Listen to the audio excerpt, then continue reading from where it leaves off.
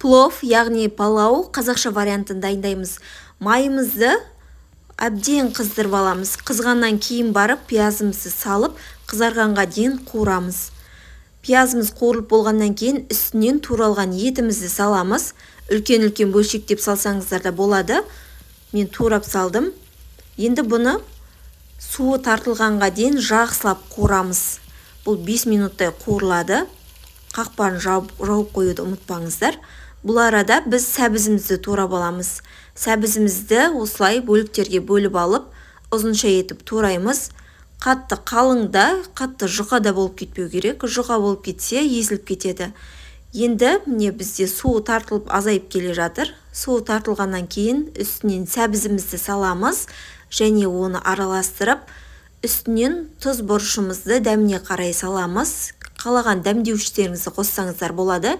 Менде бұл арада қосуды ұмытып кетіп, соңынан қостым.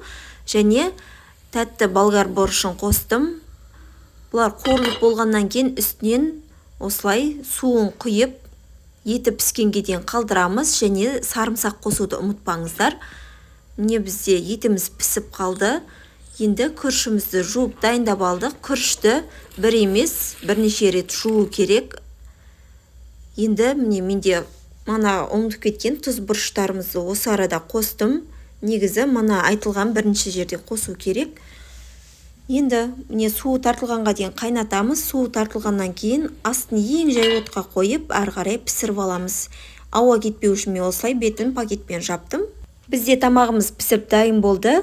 Дастарханға ұсынсаңыздар болады. Барлықтарыңызға ас болсын.